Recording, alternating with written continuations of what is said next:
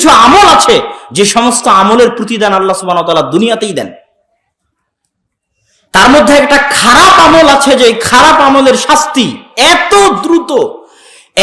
দ্রুত কোন খারাপ আমলের শাস্তি আল্লাহ সুবহানাহু ওয়া তাআলা দুনিয়াতে দেন না। সহিহ ইবনে হিব্বানের হাদিস। কিন্তু দুইটি আমলের শাস্তি আল্লাহ সুবহানাহু ওয়া তাআলা অতি দ্রুত দুনিয়াতেই বাস্তবায়ন করেন। এক, পিতামাতার অবাধ্য হয়ে চলে যে তার প্রতিদান আল্লাহ তাকে দুনিয়াতেই দিবেন। সে তার চোখে দেখতে পাবে পিতামাতার অবাধ্যতার প্রতিদান। হয় তার সন্তান তার অবাধ্য হয়ে যাবে, ও যদি ওর বাপকে বৃদ্ধাশ্রমে রেখে আসে তো ওর সন্তান ওকে বৃদ্ধাশ্রমে রেখে আসবে। না হয় কোনো না কোনো মাধ্যমে আল্লাহ পিতামাতার অবাধ্যতার শাস্তি দুনিয়াতেই দিবেন। আর একটা হচ্ছে জেনা, আল্লাহ জেনার শাস্তি দুনিয়াতেই দিবেন। হয় ভয়ঙ্কর রোগ হবে, ভয়ঙ্কর ব্যাধি হবে, না হয় দারিদ্রতা দেখা দিবে। কোনো না কোনো মাধ্যমে আল্লাহ সুবহানাহু ওয়া তাআলা জেনার শাস্তি দুনিয়াতেই দিবেন। প্রত্যেকটা অ্যাকশনের রিয়াকশন আছে, প্রত্যেকটা কাজের পাল্টা প্রতিক্রিয়া আছে। আমি ঠেলছি, মাইকটা দূরে চলে যাচ্ছে। আমি পাতা উল্টাচ্ছি, পাতা উল্টাচ্ছে। আমি টেবিল ঠেলছি, টেবিল দূরে চলে যাচ্ছে। আপনি যা করবেন তার রিয়াকশন থাকবে, পৃথিবীতে হবে, আপনার নিজের জীবনে হবে, পৃথিবীতেও হবে। যখন ঈসা এবং ইমাম মাহদী আসবেন 7 বছর আদল ন্যায় পরায়ণের শাসন যখন দুনিয়াতে কায়েম করবেন, তখন একটা গরুর দুধ খাবে একটা গ্রাম, একটা বংশ, একটা ডালিম খাবে একটা গ্রাম, একটা বংশ। কেন? এতদিন পৃথিবীতে মানুষের গুনাহের কারণে পৃথিবীতে বরকত ছিল না, পৃথিবীতে রহমত ছিল না। এই জন্য গরুর দুধে, জমির ধানে, ডালিমে বরকত হয়নি, উঠে গেছে মানুষের গুনাহের কারণে। পৃথিবীতে শাস্তি এসেছে, ভূমিকম্প এসেছে, জলোচ্ছ্বাস এসেছে মানুষের পাপের কারণে। কিন্তু যখন তারা ন্যায় পরায়ণতার শাসন কায়েম করবেন, মানুষ যখন আল্লাহর জিকির আজকার করবে, তখন জমিন তার সব রহমতের দরজা, সব বরকতের দরজা উন্মোচন করে দেবে। আসমান এবং জমিনে অগণিত অসংখ্য রহমত বরকতের দরজা আছে, যে আল্লাহর তাওহীদ কায়েম করবে আল্লাহ তার জন্য উন্মুক্ত করে দিবে। কে জানতো মরুভূমির ওই সমস্ত ফকির মিসকিন যাদের কাছে কিছুই ছিল না, তাদের মরুভূমির নিচে আল্লাহ তেল দিয়ে দিবেন? কে জানতো? ইন্নাল্লাহা আলা কুল্লি শাইইন কাদির। সম্মানিত উপস্থিতি, তো আমরা আলোচনা করছিলাম যে একজন মানুষ, আল্লাহ সুবহানাহু ওয়া তাআলা মানুষকে পৃথিবীতে আবাথা এমনি সৃষ্টি করেনি। আর একজন মানুষের সবচেয়ে বড় শত্রু হচ্ছে শয়তান, এবং শয়তান মানুষকে সিরাতে মুস্তাকিম থেকে দূরে রাখার জন্য আপ্রাণ চেষ্টা করে। রাসূল সাল্লাল্লাহু আলাইহি ওয়াসাল্লাম এবং আল্লাহ সুবহানাহু ওয়া তাআলা পবিত্র কোরআন মাজিদে এবং আল্লাহ রাসূল তার হাদিসে তো অসংখ্য হাদিস, কোরআনের পৃষ্ঠা উল্টালেই দেখবেন শয়তান, হাদিসের পৃষ্ঠা উল্টালেই দেখবেন শয়তান, হাদিসে হাদিসে শয়তান, আয়াতে আয়াতে সূরায় সূরায় শয়তান। ওয়ালা তাত্তাবিউ খুতুওয়াতিশ শাইতান ইন্নাশ শাইতানা লাকুম আদুউম মুবিন। শুধু শয়তান। আউযু বিল্লাহি মিনাশ শাইতানির রাজিম, বিসমিল্লাহি আল্লাহুম্মা ইন্না আউযু বিকা মিনাল খুবুতি ওয়াল খাবাইস। শুধু শয়তান। ঘুমাতে যাবেন শয়তান, ঘুম থেকে উঠবেন শয়তান, বাড়িতে প্রবেশ করবেন শয়তান, খেতে বসবেন শয়তান, সর্বত্র শয়তান ওত পেতে বসে আছে আপনাকে পথভ্রষ্ট করার জন্য। আর শয়তানের ওই ওত পাতা থেকে বেঁচে থাকার নামই হচ্ছে পৃথিবীতে সিরাতে মুস্তাকিমে টিকে থাকা। রাসূল সাল্লাল্লাহু আলাইহি ওয়াসাল্লাম একটা বাস্তব উদাহরণ দিয়েছেন হাদিসের মাধ্যমে, যে মানুষ যখন ফজরের সময় ঘুমিয়ে থাকে, তখন শয়তান মানুষের কাঁধের কাছে গিয়ে বলে, নাম নাম ফারকুদ ইন্না লাইলাকা তাবিল। ঘুমিয়ে থাকো, রাত অনেক লম্বা, অনেক লম্বা রাত। তার ঘাড়ের কাছে শয়তান 3টে গিট দেয়। এটা আল্লাহ রাসূলের হাদিস। আপনি হয়তো মনে করতেছেন এত শীতের মধ্যে, ল্যাপের মধ্যে এত আরাম, এত মজা, কিন্তু আসলে এটা আপনার কাছে মনে হচ্ছে আরাম মজা, কিন্তু আসলে এটা শয়তান আপনাকে মনে করাচ্ছে। এইটা যখন আপনি বুঝতে পারবেন, তখন সঠিক রাস্তায় আসতে পারবেন। আর যখন মনে করবেন আপনার নিজের আরাম, নিজের মজা, নিজের আয়েশ, তখন আর আসতে পারবেন না। যে গেম নিজের মজার জন্য খেলছেন, যে গান নিজের আরামের জন্য শুনছেন, এটা আসলে শয়তান শোনাচ্ছে। এই কান, এই চোখ, এই নাক, এগুলো প্রত্যেকটা হচ্ছে শয়তানের আক্রমণের রাস্তা। শয়তান মানুষের উপর আক্রমণ করে। এই চোখ দিয়ে শয়তান ওই জিনিস দেখাবে যেই জিনিস আল্লাহ পছন্দ করেন না। এই কান দিয়ে শয়তান ওই জিনিস শোনাবে যেই জিনিস শোনা আল্লাহ পছন্দ করেন না। এটা শয়তানের আক্রমণের রাস্তা। এই কান দিয়ে গান শুনবে, গান গিয়ে আঘাত করবে হৃদয়ে, হৃদয়ে কালো স্পট পড়বে, একটা একটা করে স্পট পড়তে পড়তে হৃদয় কালো হয়ে যাবে। আল্লাহুম্মা ইন্নী যালামতু নাফসি, হে আল্লাহ আমি আমার আত্মার উপর অত্যাচার করেছি। গুনাহ করতে করতে কালো স্পট পড়তে পড়তে অন্ধকার হয়ে গেছে, আমি আমার আত্মার উপর অত্যাচার করেছি। গুনাহ করা বলে হয়নি, অত্যাচার। কেননা প্রত্যেকটা গুনাহ আত্মার উপর অত্যাচার, প্রত্যেকটা অন্যায় কাজ আত্মার উপর অত্যাচার। এই আত্মা ছটপট করে আল্লাহর সাথে সম্পর্ক তৈরি করার জন্য, আল্লাহর কাছে ফিরে যাওয়ার জন্য। আলা বিযিক্রিল্লাহি তাতমাইন্নুল কুলুব, আল্লাহর জিকিরে, আল্লাহর স্মরণে মানুষের আত্মাগুলো প্রশান্তি পায়, মানুষের আত্মাগুলো ঠান্ডা হয় আল্লাহর জিকির এবং আল্লাহর স্মরণে। এই আত্মার খাদ্য আল্লাহর জিকির, আল্লাহর স্মরণ। আল্লাহর জিকির আর আল্লাহর স্মরণের সবচেয়ে বড় মাধ্যম সালাত। মানুষ মনে করে জিকির মানে আল্লাহ আল্লাহ আল্লাহ, এটা মনে হয় জিকির। কোরআনের একটা আয়াত আছে, দেখবেন, আকিমিস সালাতা লিযিকরি। কোরআনের আয়াত, সালাত কায়েম করো কিসের জন্য বলেন তো? লিযিকরি, আমাকে স্মরণ করার জন্য। সালাত কায়েম করো আমার জিকিরের জন্য।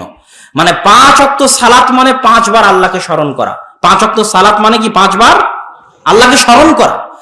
এবং আপনার প্রত্যেক আমলের নেকি আপনি পাবেন আপনার হৃদয়ের অনুভূতির উপর ভিত্তি করে। দেখেন, দুটো হাদিস আপনাদের জানা আছে।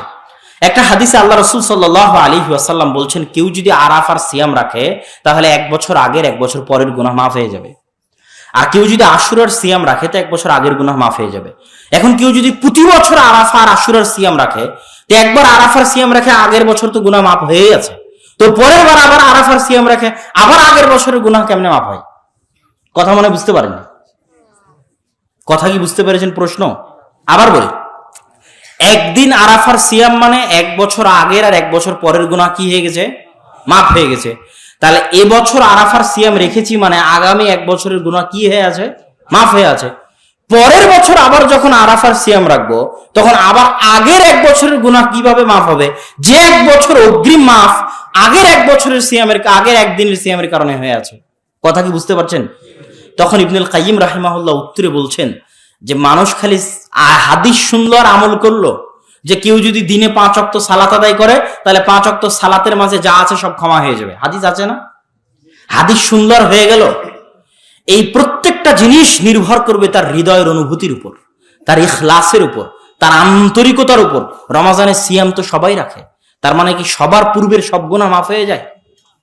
হ্যাঁ, কত সিয়াম আলা নিবেন, কত মেয়ে নিবেন সিয়াম রেখেছে পর্দা করে বের হয়নি, আছে না? কত সিয়াম আলা নিবেন টিভির সামনে বসে থেকে গান বাজনা শুনতেছে, কত সিয়াম আলা নিবেন ইফতারি করতেছে মদ দিয়ে, বিড়ি দিয়ে, সিগারেট দিয়ে, আছে না? আছে। তাহলে এই যে আপনি আমল করতেছেন, এই আমলের নেকি, এই আমলের ফজিলত আপনার হৃদয়ের অনুভূতির উপর নির্ভর করবে। আপনার জিকির, আকিমিস সালাতা লিযিকরি, আমাকে স্মরণ করার জন্য সালাত আদায় করো। 5 ওয়াক্ত সালাতে আপনি কতক্ষণ, কতটুকু আল্লাহকে স্মরণ করতে পারতেছেন, এটার উপর নির্ভর করবে প্রতিদান, এটার উপর নির্ভর করবে আল্লাহ সুবহানাহু ওয়া তাআলার দয়া। তো মানুষের সবচেয়ে বড় দায়িত্ব, সবচেয়ে মহান দায়িত্ব আল্লাহর সাথে সম্পর্ক ছিন্ন না করা। মুসা, যাও ফেরাউনকে দাওয়াত দাও। ফেরাউন মহা অত্যাচারী, মহা অহংকারী, নরম ভাষায় ফেরাউনের সাথে কথা বলিও। আর শোনো, ওয়ালা তানিয়া ফি যিকরি, আমার সাথে সম্পর্ক ছিন্ন করিও না, জিকিরের মাধ্যমে আমাকে স্মরণ রাখিও। আমাকে কি করিও? স্মরণ রাখিও। তাহলে ওই মানুষের জীবনের কি মূল্য যার সাথে আল্লাহর সম্পর্ক নাই? যে 5 ওয়াক্ত সালাত আদায় করে না, ওর সাথে আল্লাহর কোনো সম্পর্ক নাই, কোনো কানেকশনই নাই, কোনো যোগাযোগই নাই। ও মুসলমান কিনা সন্দেহ আছে। 5 ওয়াক্ত সালাত আদায় প্রথম করি, প্রথম ইট, প্রথম ভিত্তি, যেটার দ্বারা আল্লাহর সাথে বান্দার সম্পর্ক রক্ষা হয়। আপনার পিতা মাতা, আপনার ভাই বোন, বাপ মা, আত্মীয় স্বজন আপনাকে যতটা না ভালোবাসে, আপনার প্রতিপালক আল্লাহ আপনাকে তার চেয়ে বেশি ভালোবাসে। ফাযকুরুনি আযকুরুকুম, আপনি আফ্রিকার জঙ্গলে বসে যদি আল্লাহকে স্মরণ করেন, আটলান্টিক মহাসাগরের অতল গহ্বরে যদি আল্লাহকে স্মরণ করেন, আল্লাহ সাথে সাথে আপনাকে স্মরণ করবেন। এটা আল্লাহর ওয়াদা, এটা আল্লাহর ওয়াদা যে আল্লাহ আপনাকে সাথে সাথে স্মরণ করবেন। আল্লাহ সুবহানাহু ওয়া তাআলা কোরআনে বলছেন, যদি ইউনুস আমাকে স্মরণ না করতো, লা ইলাহা ইল্লা আনতা সুবহানাকা ইন্নী কুনতু মিনাজ জালিমিন, এটা যদি বারবার না পড়তো, লা লাবিসা ফীহি ইলা ইয়াউমি ইউবাসুন, তাহলে আমি ইউনুস আলাইহিস সালাতু ওয়াস সালামকে মাছের পেটে কিয়ামত পর্যন্ত রেখে দিতাম। এটা হচ্ছে আল্লাহর স্মরণের গুরুত্ব, আল্লাহর জিকিরের গুরুত্ব। বেশি বেশি আস্তাগফিরুল্লাহ, বেশি বেশি আলহামদুলিল্লাহ, বেশি বেশি আল্লাহু আকবার, এটার গুরুত্ব। এই জন্যই মানুষকে সৃষ্টি করা হয়েছে। ওমা খালাকতুল জিন্না ওয়াল ইনসা ইল্লা লিয়াবুদুন, ইবাদত নয়, দাসত্ব। ইবাদত বললে আপনি বুঝবেন যে সালাত সিয়াম করে দিলাম হয়ে গেল, যে আমি তোমাকে সৃষ্টি করেছি কিসের জন্য? আমার ইবাদতের জন্য। তাহলে আপনি বুঝবেন সালাত সিয়াম করলাম, ইবাদত শেষ। দাসত্ব, দাসত্ব মানে পার্মানেন্টলি ফুল টাইম 24 আওয়ার্স দাসত্ব, 24 ঘন্টা সকাল থেকে সন্ধ্যা পর্যন্ত 24 ঘন্টা দাসত্ব। আর আল্লাহর দাসত্ব এত মজার, এত মহান,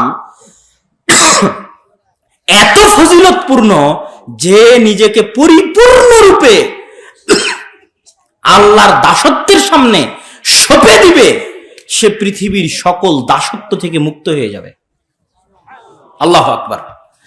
যে সম্পূর্ণরূপে নিজেকে আল্লাহর দাসত্বের সামনে সঁপে দিবে, সে পৃথিবীর সকল দাসত্ব থেকে মুক্ত হয়ে যাবে। পৃথিবীর কেউ টাকার দাস, পৃথিবীর কেউ নারীর দাস, পৃথিবীর কেউ বইয়ের দাস, পৃথিবীর কেউ সন্তান সন্ততির দাস, পৃথিবীর কেউ আত্মীয় স্বজনের দাস, পৃথিবীর কেউ প্রধানমন্ত্রীর দাস, পৃথিবীর কেউ চেয়ারম্যান মেম্বারের দাস, পৃথিবীর কেউ টাকাওয়ালার দাস।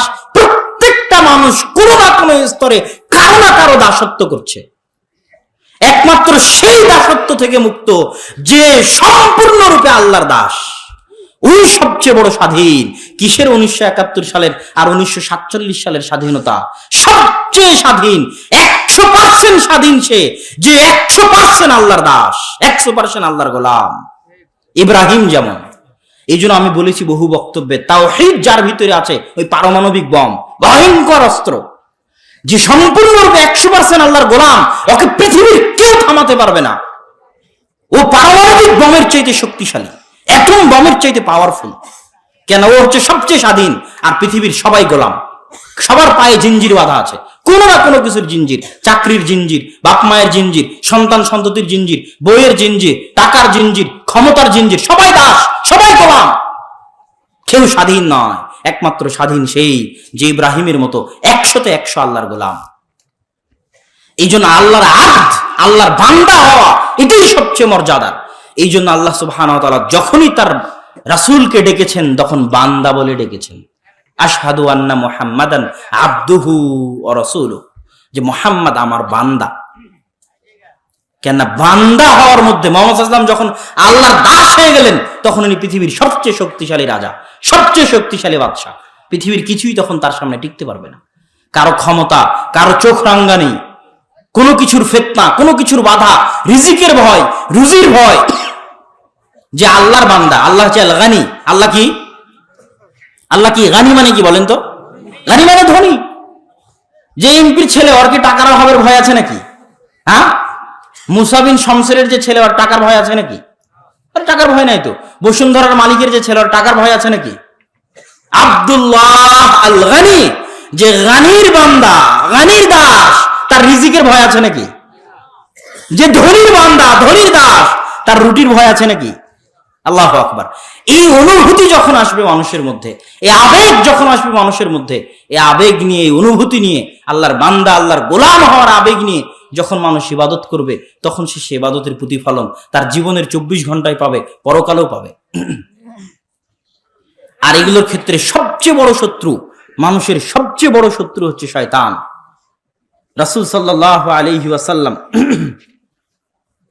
শয়তানের আক্রমণ থেকে বাঁচার জন্য কিছু দিক নির্দেশনা দিয়েছেন। তার মধ্যে 1 নাম্বার দিক নির্দেশনা, এখানে আরেকটা কথা বলি। একজন সালাফ বলতেছেন, যে আমার গীবত করে, আমি দেখেছি প্রত্যেক মানুষের শত্রু আছে। মানুষ মনে করে যে আমার গীবত করতেছে সে আমার শত্রু, যে আমাকে অপবাদ দিচ্ছে সে আমার শত্রু, যে আমার টাকা মেরে খেয়েছে সে আমার শত্রু, যে আমার জমি দখল করে নিয়েছে সে আমার শত্রু। ওই সালাফ বলছেন, ফামান ইগতাবানি লাইসা বিআদুবি, যে আমার গীবত করে সে আমার শত্রু নয়। মান আখাযা মিন্নি শাইআন, যে আমার ধন সম্পদ দখল করে নিয়েছে সে আমার শত্রু নয়, যে আমার জমি দখল করে নিয়েছে সে আমার শত্রু নয়, বরং আমার শত্রু সে যখন আমি আল্লাহর দাসত্বে থাকি, তখন আমাকে আল্লাহর দাসত্ব থেকে ফিরাতে চায়, যে আল্লাহর দাসত্ব থেকে ফিরাতে চায় যে সে আমার শত্রু। আর এই শত্রুই হচ্ছে শয়তান। মানুষ যখন এই আসল শত্রুকে চিনতে পারবে, এই শয়তান মানুষের মধ্যেও আছে, এই শয়তান বাস্তবেও আছে। ফেরেশতা আর শয়তান কোনো কাল্পনিক জিনিস নয়। আল্লাহ পুরো পৃথিবীতে সঠিক সময়ে সূর্য উঠতেছে, সঠিক সময়ে রাত হচ্ছে, দিন হচ্ছে, শীত আসতেছে, সঠিক সময়ে বর্ষা হচ্ছে, কোথায় বৃষ্টি দেওয়া লাগবে, কোথায় মেঘ যাওয়া লাগবে, কোথায় কার জান কবজ করা লাগবে, কোথায় ভূমিকম্প, কোথায় অক্সিজেন, কোথায় করোনা ভাইরাস, কাকে আরোগ্য, কাকে অসুখ, সারা পৃথিবীর অগণিত কাজ এত সুচারুরূপের ম্যানেজমেন্টের মাধ্যমে, এর চাইতে দক্ষ ম্যানেজমেন্ট পৃথিবীতে আর নাই, কোনো কোম্পানির নাই। এত দক্ষ ম্যানেজমেন্টের মাধ্যমে সারা পৃথিবীর কাজ আল্লাহ পরিচালনা করছেন, সবগুলো ফেরেশতা দিয়ে। আল্লাহ জুনুদুল্লাহ, আল্লাহর বাহিনী হচ্ছে ফেরেশতা, আর এই ফেরেশতার বিপরীতই হচ্ছে শয়তান, সারাদিন লেগে আছে আপনাকে পথভ্রষ্ট করার জন্য। আর এই শয়তানের খপ্পর থেকে রাসূল সাল্লাল্লাহু আলাইহি ওয়াসাল্লাম বলছেন, শোনো, ইদা তাইমা আহাদুকুম, যখন তোমাদের কেউ খাদ্য গ্রহণ করে এবং তার হাত থেকে কোনো খাদ্যের লোকমা পড়ে যায়, তাহলে সে যেন সেই লোকমাটা কুড়িয়ে নেয় এবং তার সাথে লেগে থাকা ময়লা দূরীভূত করে এবং সেটাকে যেন শয়তানের জন্য না ছেড়ে দেয়। আর শোনো, যখন তোমাদের কেউ খাদ্য গ্রহণ করে তখন যেন প্লেট চেটে যেন খাদ্য গ্রহণ করে, কেননা কেউ জানে না কোন দানায় কোন খাবারে বরকত রয়েছে, সেটা যেন সে শয়তানের জন্য না ছাড়ে। আর শয়তান থেকে বাঁচার জন্য রাসূল সাল্লাল্লাহু আলাইহি ওয়াসাল্লাম সবচেয়ে বড় যে নির্দেশনা, যেটা আজকে আমি আমার আলোচনার শেষের দিকে এসে আপনাদের জন্য করে যেতে চাই, সেটা হচ্ছে রাসূল সাল্লাল্লাহু আলাইহি ওয়াসাল্লাম বলছেন, মা মিন ক্বরিয়াতিন, এমন কোন গ্রাম নেই, এমন কোন অঞ্চল বা এলাকা নেই যেই গ্রামে মাত্র 3 জন মানুষ বসবাস করে, মাত্র 3 জন, আর ওই 3 জন মানুষ সালাত কায়েম করে না জামাতের সাথে। 3 জন একটা বাড়িতে আছে, 3 জন একটা কোম্পানিতে আছে, একটা অফিসে আছে, 3-এর অধিক হলে তো কোনো কথাই নাই। অন্তত পক্ষে 3 জন কোন মুসলমান এক জায়গায় আছে আর সেখানে জামাতের সালাত কায়েম করে না, ইস্তাহওয়াযা আলাইহিমুশ শয়তান, তাদের উপর শয়তান আক্রমণ করবে, তাদেরকে শয়তান ধরে ফেলবে, তাদেরকে শয়তান খেয়ে ফেলবে। শয়তান থেকে যদি বাঁচতে চাও, জামাতে সালাত কায়েম করো, মসজিদের সাথে সম্পৃক্ত থাকো, জামাতের সাথে সম্পৃক্ত থাকো। জেনে রাখো, শয়তান পালবিহীন ভেড়ার প্রতি আক্রমণ করে যেমন একটা সিংহ, একটা বাঘ পালবিহীন ছাগলের প্রতি আক্রমণ করে, জামাতবিহীন মানুষের প্রতি শয়তান ঠিক সেভাবে আক্রমণ করে। এই জামাত 5 ওয়াক্ত সালাতের জামাত, মসজিদ ভিত্তিক জামাত। মসজিদের সাথে আপনার সম্পর্ক নাই মানে আপনি দ্বীনের রাস্তায় টিকতে পারবেন না। আল্লাহ বলেননি যে আব্দুর রাজ্জাক বিন ইউসুফ আপনার জন্য হেদায়েত স্বরূপ, ডক্টর জাকির নায়েক আপনার জন্য হেদায়েত স্বরূপ, তথা একজন জাকির নায়েকের বক্তব্য শুনে, একজন আব্দুর রাজ্জাক বিন ইউসুফের বক্তব্য শুনে যত মানুষ হেদায়েত হয়েছে, কোরআন যদি সঠিকভাবে মানুষ বুঝে পড়ে, তার চেয়ে হাজারো লাখো কোটি গুণ মানুষ হেদায়েত হবে। এই ক্ষমতা, এই শক্তি, এই পাওয়ার কোরআনের মধ্যে আছে। কিন্তু কোরআন বুঝার মতো অনুভূতি, কোরআন বুঝার মতো জ্ঞান মানুষের লাগবে, যেটা আমাদের সমাজে নাই। এরকম আধা ঘন্টার একটা বক্তব্য শোনা অনেক সহজ, এবং এরকম একটা প্রোগ্রামের আয়োজন করাও সহজ। ঠিক এরকম একটা মানববন্ধন, একটা মিছিল, একটা সমাবেশ, রাজপথে একটা সমাবেশের আয়োজন করা অনেক সহজ, কেননা ওটাতে আবেগের বহিঃপ্রকাশ থাকে, আর আবেগের বহিঃপ্রকাশ ঘটাতে বাঙালি খুব পছন্দ করে। কিন্তু এই যতক্ষণ ধরে আমি আপনাদের সামনে আলোচনা করতেছি, অন্য বক্তারা আলোচনা করতেছে, ততক্ষণ ধরে আপনাদের সবাইকে যদি আলিফ বা তা সা শেখানো হতো তো বেশি উপকার হতো। কিন্তু কেউ আলিফ বা তা সা শেখার জন্য মসজিদে যাবে না, কিন্তু বক্তব্য শোনার জন্য এখানে ঠিকই এসেছে। কেন? আলিফ বা তা সা শেখা কঠিন আর আধা ঘন্টা বক্তব্য শোনা সহজ। কান কি আইয়াসি, কানের আরাম অনেক মজার জিনিস, কিন্তু চোখে পড়ে কিছু শিখা অনেক কঠিন। চোখে পড়ে 2টা হাদিস মুখস্থ করা, 2টা আয়াত মুখস্থ করা, 2টা দোয়া মুখস্থ করা অনেক কঠিন, কিন্তু ওটের মধ্যেই আসল অগ্রগতি নিহিত আছে, ওটের মধ্যেই আসল উন্নতি নিহিত আছে। এরকম আধা ঘন্টা, 1 ঘন্টা, 4-5 ঘন্টা বক্তব্য দিয়ে আপনাদের যতটুকু না উপকার হবে, আপনাদের একজনকে যদি কোরআন শিখানো যায়, কোরআন বুঝানো যায়, কোরআন ধরিয়ে দেওয়া যায়, তো তার চেয়ে 1000 গুণ বেশি উপকার হবে। কিন্তু সমাজের মানুষ দেখবেন এই জিনিসটার গুরুত্ব বোঝে না। শিখার বেলায় কেউ নেই। ইবনে তাইমিয়া রাহিমাহুল্লাহ বলছেন যে মুসলিম উম্মার জন্য আরবি ভাষা শিক্ষা করা ফরজ। কেন ফরজ? কোরআন বুঝা ফরজ। আর কোরআন বুঝতে পারবে না আরবি না শিখলে। ডাক্তার হোক, ইঞ্জিনিয়ার হোক, এমপি হোক, মন্ত্রী হোক, ওকে কোরআন শিখে বুঝে তারপরে ডাক্তার হতে হবে। কোরআন শিখে বুঝে তারপরে ইঞ্জিনিয়ার হতে হবে। কোরআন শিখে বুঝে তারপরে এমপি মন্ত্রী হতে হবে। মুসলমান কোরআন না শিখে মারা যেতে পারে না। লা তামুতুন্না ইল্লা ওয়া আনতুম মুসলিমিন। তোমরা মারা যেও না মুসলমান না হয়ে, তোমরা মারা যেও না কোরআন না শিখে। আপনাদের কারো মৃত্যুবরণ করা উচিত নয় কি না শিখে বলেন তো? কোরআন না শিখে। এর চাইতে বড় আফসোস জীবনে আর থাকবে না, মৃত্যুর পরে থাকবে না, জীবদ্দশায় থাকবে না, যদি মরার সময় দেখেন যে আপনি কোরআন জানেন না। কালামুল্লাহ, আল্লাহর বাণী, যেটা আপনি পড়া জানেন না, বুঝা জানেন না। মুসলমানের কোন সন্তানের বেড়ে ওঠা উচিত নয় কোরআন না শিখে। এবং এর জন্য মসজিদ কমিটি, সমাজ দায়ী। মুসলমানের কোন সন্তানকে যেন তারা কোরআন না শিখে বড় না করে। এর জন্য দায়িত্বশীলেরা কিয়ামতের মাঠে জিজ্ঞাসিত হবেন। এমপি, মন্ত্রী, চেয়ারম্যান, মেম্বার, মসজিদ কমিটির সভাপতি, তার আশেপাশে থাকা কোন মুসলমানের সন্তান যে কোরআন না শিখে বড় হয়েছে আর সে তাকে কোরআন শিখানোর চেষ্টা করেনি, জবাবদিহি দিতে হবে। কোরআন এত গুরুত্বপূর্ণ জিনিস, কোরআনই সবকিছু। কোরআনই হচ্ছে মুআজিজা। গত 1400 বছরে আর নবী আসেননি কেন? কোরআন আছে, এই জন্য নবীর প্রয়োজন নাই। আরো ভবিষ্যতে কিয়ামত পর্যন্ত নবী আসবেন না কেন? মুসা আলাইহিস সালাতু ওয়াস সালাম চলে গেছেন, তার লাঠিও চলে গেছে। ঈসা আলাইহিস সালাতু ওয়াস সালাম আসমানে গেছেন, তিনি মানুষের গায়ে হাত দিলে মৃত জীবিত হয়ে যেত, অন্ধ ব্যক্তির চোখ স্পর্শ করলে চোখ হয়ে যেত, চক্ষুস্মান হয়ে যেত। তিনি নাই, তার মুজিজাও নাই। কি দেখে তিনি মানুষকে ইসলামের দিকে নিয়ে আসবেন? মুসা আলাইহিস সালাতু ওয়াস সালামের লাঠি নাই, যেটা দেখে মানুষ আল্লাহর ক্ষমতা, আল্লাহর শক্তি বুঝবে। তাহলে মুহাম্মদ সাল্লাল্লাহু আলাইহি ওয়াসাল্লাম চলে গেলেন, কিয়ামত পর্যন্ত আর নবী আসবে না, তো কি দেখে মানুষ মুসলমান হবে? কোরআন।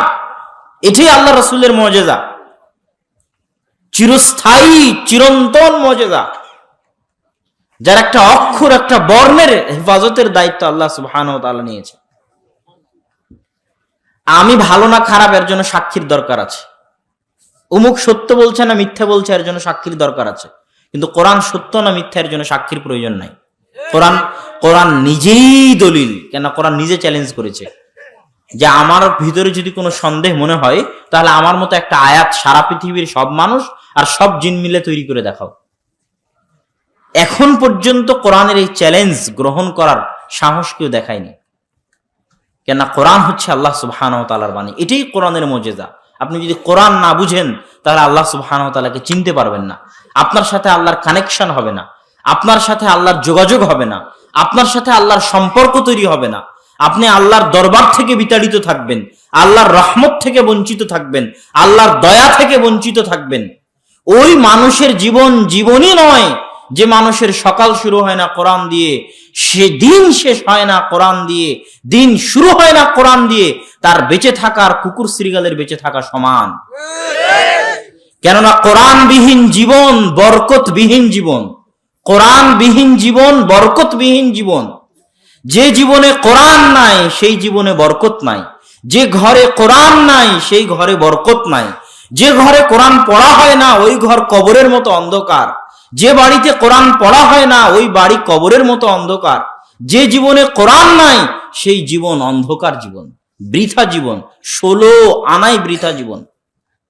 আপনার জীবনে যত দুঃখ, যত কষ্ট, যত অশান্তি, যত ঝামেলা, যত প্রবলেম, যা কিছু আপনি আপনার ব্যক্তিগত, পারিবারিক, সামাজিক জীবনে ফেস করেন, পরিবারে শান্তি নাই, ছেলে কথা শোনে না, বউ পরকিয়া করে, আপনার ব্যক্তিগত জীবনে শান্তি নাই, ব্যবসায় লস, সফল হতে পারেন না, অনেক প্রবলেমের মধ্যে আছেন। প্রত্যেক মানুষের জীবনে সমস্যা আছে। এই সমস্যা থাকার পিছনে দুইটা কারণ, হয় আল্লাহর পরীক্ষা, আর না হয় আপনার জীবনে বরকত নাই। হয় আল্লাহর পরীক্ষার, নয় আপনার জীবনে কি নাই? বরকত নাই। বরকত না থাকার কারণে আপনারা যে দশা, বরকত না থাকার কারণে আজকে আপনার এই অবস্থা।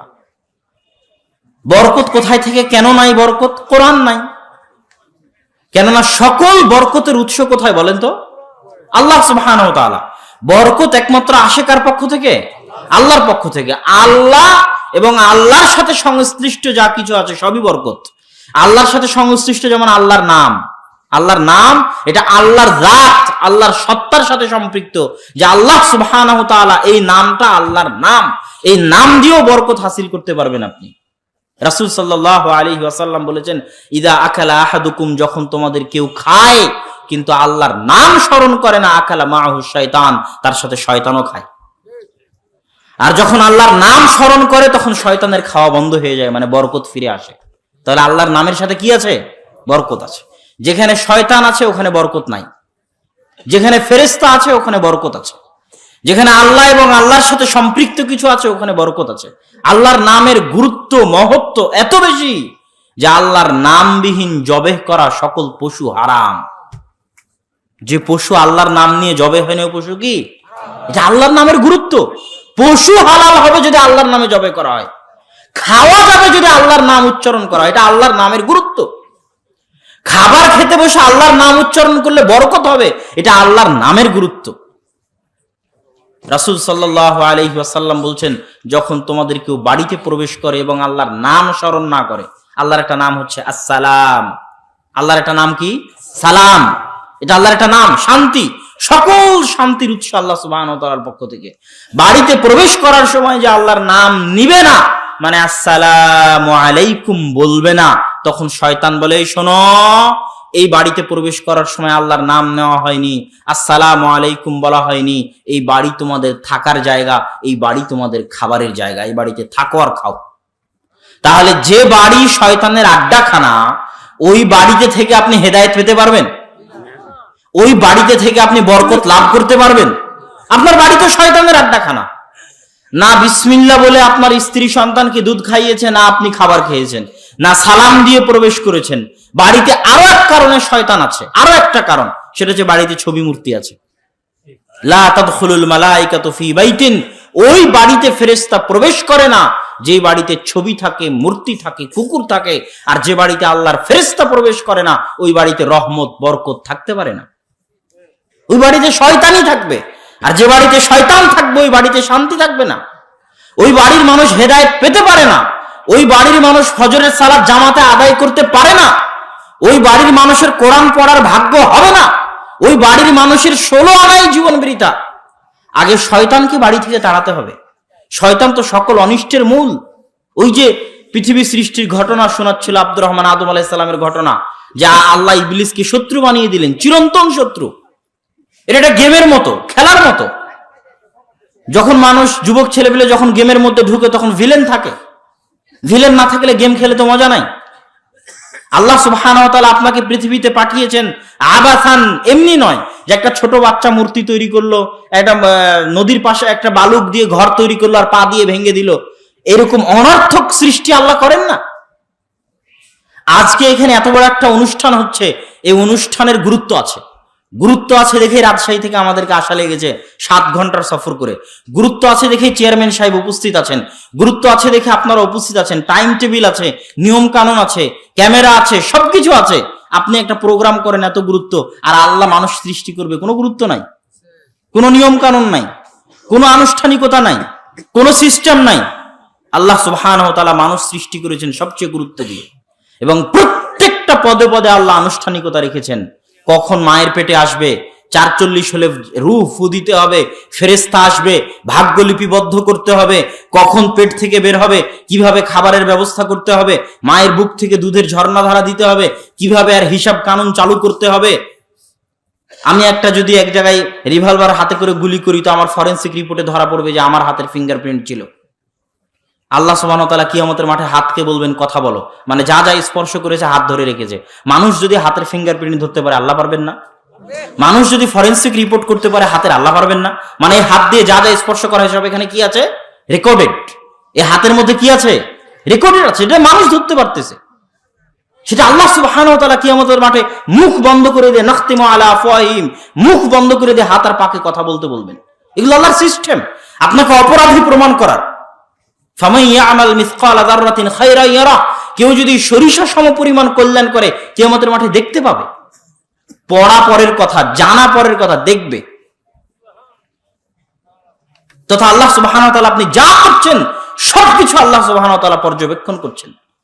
আর এই জমিন ভয়ঙ্কর যন্ত্র, জমিন হচ্ছে সবচেয়ে ভয়ঙ্কর যন্ত্র।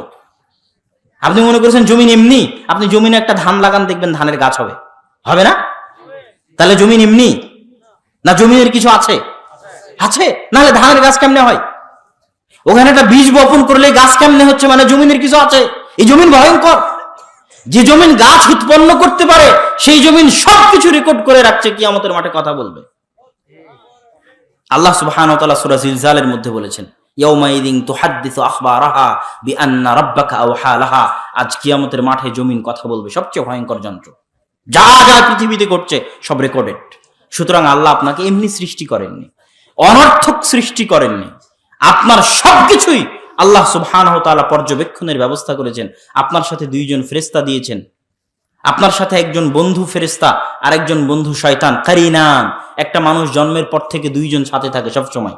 আর শয়তানের সাথে মানুষের সম্পর্ক জন্মগত সম্পর্ক। শয়তানের সাথে মানুষের সম্পর্ক কি? জন্মগত।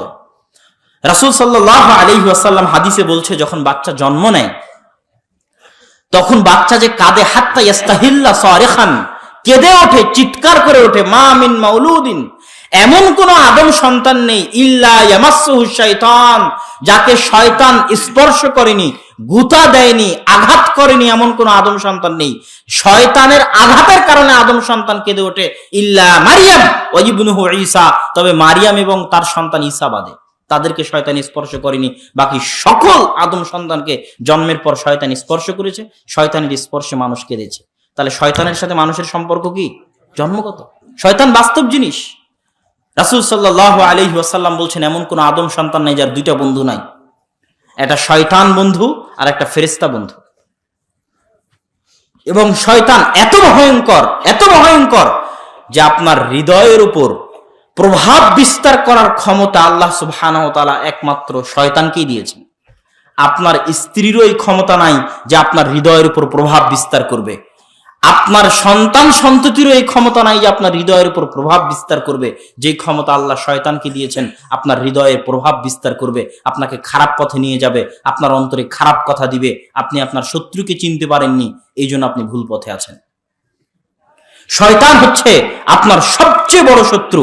রাসূল সাল্লাল্লাহু আলাইহি ওয়াসাল্লাম এবং সিরাতে মুস্তাকিমে আসার পথে সবচেয়ে বড় বাধা হচ্ছে শয়তান। আল্লাহ সুবহানাহু ওয়া তাআলা পবিত্র কোরআন মাজিদে ফাবিমা আগওয়াইতানি লাআকুদান্নাহুম সিরাতাকাল মুস্তাকিম, আমি আদম সন্তানকে সিরাতে মুস্তাকিমে আসতে বাধা দিব, তার ডানে থেকে, তার বামে থেকে, তার সামনে থেকে, তার পিছনে থেকে আদম সন্তানকে সিরাতে মুস্তাকিমে আসতে দিব না। সিরাতে মুস্তাকিমে আসা এত সহজ নয়। যে সিরাতে মুস্তাকিমের কথা আল্লাহ 5 ওয়াক্ত সালাতে বলতে বলেছেন, ওই সিরাতে মুস্তাকিম অনেক দামি জিনিস, অনেক গুরুত্বপূর্ণ জিনিস। ওই সিরাতে মুস্তাকিমে একমাত্র তারাই আসতে পারে আল্লাযীনা আন'আমতা আলাইহিম, যাদের উপর আল্লাহর দয়া আছে। সিরাতে মুস্তাকিমে একমাত্র কারা আসতে পারে? যাদের উপর আল্লাহর দয়া আছে। আর সিরাতে মুস্তাকিমে আসার ভাগ্য তাদের হবে না গায়রিল মাগদুবি আলাইহিম ওয়ালাদ-দাল্লিন, যারা অভিশপ্ত, যারা পথভ্রষ্ট, তাদের সিরাতে মুস্তাকিমে আসার ভাগ্য হবে না। আপনি আল্লাহ আপনাকে ভালোবাসে না বাসেন না, এটা বুঝার উপায় আপনার ধন সম্পদ নয়, এটা বুঝার উপায় আপনার ক্ষমতা নয়, এটা বুঝার উপায় আপনার পাওয়ার নয়, এটা বুঝার উপায় আপনার সম্মান নয়, এটা বুঝার উপায় আপনার মর্যাদা নয়। ইন্নাল্লাহা ইউতিদ দুনিয়া লিমান ইউহিব্বু ওয়া মান লা ইউহিব্বু, আল্লাহ যাকে ভালোবাসেন তাকেও দুনিয়া দেন, যাকে ভালোবাসেন না তাকেও দুনিয়া দেন। আল্লাহ যাকে ভালোবাসেন তাকেও সম্মান দেন, যাকে ভালোবাসেন না তাকেও সম্মান দেন। আল্লাহ যাকে ভালোবাসেন তাকেও ক্ষমতা দেন, আল্লাহ যাকে ভালোবাসেন না তাকেও ক্ষমতা দেন।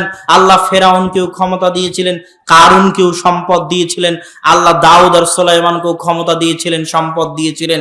তাহলে আল্লাহর ভালোবাসা কি দিয়ে বুঝবেন? আল্লাহ সুবহানাহু তাআলা তাকে ভালোবাসেন যাকে তার আনুগত্য করার সুযোগ দেন। আজকে ফজরের সালাত জামাতে আদায় করার আপনার সুযোগ হয়েছে কিনা আপনি নিজে জিজ্ঞেস করে দেখেন। যদি আপনার ফজরের সালাত জামাতে আদায় করার সুযোগ হয়, তাহলে আপনার উপর আল্লাহর দয়া আছে। আর যদি সুযোগ না হয়ে থাকে, তাহলে এটাই আপনার জন্য আল্লাহর পক্ষ থেকে সবচেয়ে বড় শাস্তি। আপনি যদি গান বাজনায় ব্যস্ত থাকেন, পাবজি ফ্রি ফায়ার গেমে ব্যস্ত থাকেন, সুদ ঘুষে ব্যস্ত থাকেন, আপনার মুখে যদি দাড়ি না থাকে, তাহলে জেনে রাখবেন এটাই আপনার জন্য বড় শাস্তি। আপনার ধন সম্পদ ধ্বংস হয়ে যেতে হবে, এটা শাস্তি। ওটা শাস্তি নয়, ওটা তো ধোঁকা আল্লাহর পক্ষ থেকে। আপনি জেলে যাবেন, এটা শাস্তি, ওটা তো শাস্তি নয়। আপনার জন্য এটাই সবচেয়ে বড় শাস্তি, যে আল্লাহ তার রহমত থেকে, তার করুণা থেকে, তার দরবার থেকে, তার দয়া থেকে, তার বরকত থেকে আপনাকে বঞ্চিত রেখেছেন, বিতাড়িত রেখেছেন, আল্লাহর অবাধ্য করে রেখেছেন, আল্লাহর আনুগত্য থেকে দূরে রেখেছেন। এটাই সবচেয়ে বড় শাস্তি। এটা বুঝে আপনাকে কষ্ট পেতে হবে। এটাই পৃথিবীর বাস্তবতা। আপনার ক্ষমতা, আপনার ধন সম্পদ আল্লাহর পক্ষ থেকে ধোঁকা, ছাড়। আল্লাহ সুবহানাহু ওয়া তাআলা ধন সম্পদ ক্ষমতা সবাইকে দেন, যাকে ভালোবাসেন তাকেও দেন, যাকে ভালোবাসেন না তাকেও দেন। কিন্তু দ্বীনের জ্ঞান, মান ইউরিদিল্লাহু বিহি খায়রান ইউফাক্কিহু ফিদ্দীন, আল্লাহ যাকে ভালোবাসেন তাকে দ্বীনের জ্ঞান দান করেন। তাহলে আপনার সাথে কি আল্লাহর সম্পর্ক আছে? আল্লাহ কি আপনাকে ভালোবাসে? আল্লাহ সুবহানাহু ওয়া তাআলার সাথে কি আপনার কোনো যোগাযোগ আছে? আল্লাহর সাথে কি আপনার কোনো কানেকশন আছে? এটা আপনাকে জিজ্ঞেস করতে হবে। আপনি কি আল্লাহর দরবারে দুই হাত তুলে কিছু চাইতে পারবেন, না আপনার লজ্জাবোধ হবে? এটা আপনাকে জিজ্ঞেস করতে হবে। মানুষ ইবাদতের জোরে জান্নাতে যেতে পারবে না, ইবাদতের পাওয়ারে মানুষ জান্নাতে যেতে পারবে না। মানুষের জান্নাতে যাওয়ার একটাই পাওয়ার, সেটা হচ্ছে আল্লাহর সামনে নত হওয়া, আল্লাহর সামনে ছোট হওয়া। ইবনুল কাইয়িম রাহিমাহুল্লাহ লিখছেন, অনেক মানুষ ইবাদত করে জাহান্নামে যাবে, অনেক মানুষ গুনাহ করেও জান্নাতে যাবে। কেন? যেমন আপনি আপনার পড়োশী একজনকে হয়তো দেখছেন সে গুনাহ করছে। আমাদের মধ্যে এরকম একটা স্বভাব আছে, বিশেষ করে আমাদের, আমি নাম বলতেও হচ্ছে, আমাদের আহলে হাদিস সমাজে, যে উমুক মাযহাবী, উমুক বেদাতি, উমুক মুশরিক, আর আমি জান্নাত কিনে নিয়েছি। এই যে অপরকে ছোট করে নিজেকে বড় করে দেখা যায়, জান্নাত আমার বাপের পৈতৃক সম্পত্তি। এটার কথা ইবনুল কাইয়িম রাহিমাহুল্লাহ বলছেন, বহু মানুষ আমল করে জাহান্নামে যাবে, আর গুনাহ করার পরেও বহু মানুষ জান্নাতে যাবে। কেন? আমল যদি আপনার ভিতরে অহংকার দেয়, আমি সহিহ আকীদায় আসছে মুক্ত বেদাতি, বুঝেননি? আমল যদি আপনার ভিতরে অহংকার দেয়, তো এই আমল আপনাকে কোথায় নিয়ে যাবে? জাহান্নামে নিয়ে যাবে। আর গুনাহ, যেই গুনাহ আপনাকে আল্লাহর সামনে ছোট করেছে, ভুলবশত একটা গুনাহ করে ফেলেছেন, আদম আলাইহিস সালাম ভুল করেছিলেন, কিন্তু ওই ভুল তাকে আল্লাহর সামনে এত ছোট করেছে, এত ছোট করেছে, উনি মরা পর্যন্ত বলতে থেকেছেন, রব্বানা যালামনা আনফুসানা ওয়া ইল্লাম তাগফির লানা ওয়া তারহামনা লানাকুনান্না মিনাল খাসিরিন। এই যে আল্লাহর সামনে ছোট হয়ে কাঁদছেন, চাচ্ছেন, এটা আল্লাহর এত প্রিয়, এত প্রিয়, এত প্রিয় যে গুনাহ করেও জান্নাতে চলে যাবেন। কিন্তু আর আপনি আমলের অহংকারে জাহান্নামে চলে যাবেন।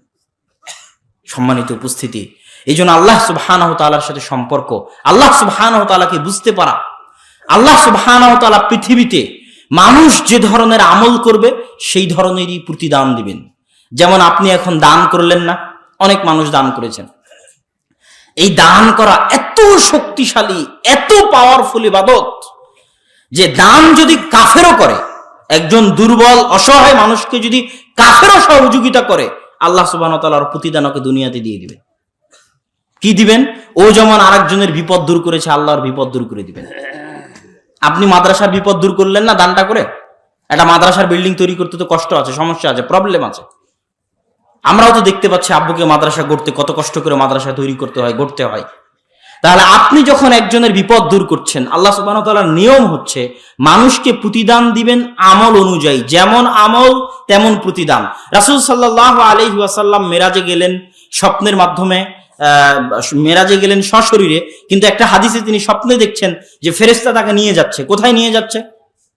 নিয়ে যেতে যেতে দেখছেন যে জাহান্নামের একটা গর্ত, যেই গর্তে উলঙ্গ অবস্থায় মানুষ আগুনে জ্বলছে, আর তাদের লজ্জাস্থান থেকে দুর্গন্ধ বের হচ্ছে। আরেক জায়গায় গিয়ে দেখলেন, লম্বা হাদিস, আমি শুধু সংক্ষেপে বলতেছি, আরেক জায়গায় গিয়ে দেখলেন পাথর দিয়ে একটা রক্তের সমুদ্রে আঘাত করা হচ্ছে। আরেক জায়গায় গিয়ে দেখলেন একজনের রড দিয়ে মুখ চিরে এপার থেকে ওপার করা হচ্ছে। আরেকজনের দেখলেন পাথর দিয়ে মাথায় নিক্ষেপ করা হচ্ছে, পাথর দূরে ছিটকে পড়ে যাচ্ছে, আবার মাথা ঠিক হচ্ছে, আবার পাথর দিয়ে মারতেছে। সব শেষে যখন জিবরাইল আলাইহিস সালাম শুনালেন ঘটনা কি, তো ঘটনা হচ্ছে যাদের লজ্জাস্থান থেকে দুর্গন্ধ বের হচ্ছিল ওরা দুনিয়াতে জেনা করত। আমল যেমন শাস্তি তেমন। কথা বুঝতে পারছেন কি? অন্য জায়গায় দুর্গন্ধ বের হয় না কেন, অন্য কারো দুর্গন্ধ বের হয় না কেন লজ্জাস্থান থেকে, তাদের বের হচ্ছে কেন? তারা জেনা করেছে লজ্জাস্থান দিয়ে। আমল যেমন শাস্তি তেমন। যার মাথা ফাটাচ্ছে সে কি আলেম? ইলম অনুযায়ী আমল করতো না, তো আর জ্ঞান কোথায় ছিল? মাথায় ছিল। তাহলে আমল যেমন শাস্তি তেমন। পুরো আল্লাহ সুবহানাহু ওয়া তাআলা হচ্ছে হাকীমুন আলীম। আপনি যেমন আমল করবেন আল্লাহ প্রতিদান তেমন দিবে। নেক আমল হোক খারাপ আমল হোক, প্রতিদান আল্লাহ সুবহানাহু ওয়া তাআলা তেমনই দিবেন। তো দান করলেন, দান করে আপনি কারো বিপদ দূর করলেন, আল্লাহ প্রতিদান হিসেবে আপনার বিপদ দূর করে দিবেন। অগণিত হাদিস আছে, অসংখ্য হাদিস আছে। মানুষ যদি বিপদ বালা মুসিবত থেকে বাঁচতে চায়, যে বালা মুসিবত যেন না আসে, তাহলে বেশি বেশি কি করতে হবে? দান করতে হবে। আল্লাহ বাখিলের সম্পদকে বিপদ দিয়ে বের করে নেন। আল্লাহ বাখিল কৃপণের সম্পদকে মানত দিয়ে বের করে নেন। সন্তান অ্যাক্সিডেন্ট হয়েছে, সাথে সাথে মানত, মানে আল্লাহ আমার সন্তানকে যদি সুস্থ করে দাও তাহলে একটা গরু মাদ্রাসায় দিব। এই যে একটা গরুর টাকা বের হয়ে গেল মানতের মাধ্যমে, এটা আল্লাহ কার করে? কৃপণ যে দান করে না তা। কথা বুঝতে পেরেছেন? এত বেশি দান করেন যেন বিপদ না আসে। কেন? আমল যেমন প্রতিদান তেমন। কাফেরও যদি দরিদ্র অসহায়কে সহযোগিতা করে তো আল্লাহ সুবহানাহু ওয়া তাআলার প্রতিদান দুনিয়াতে দিবেন।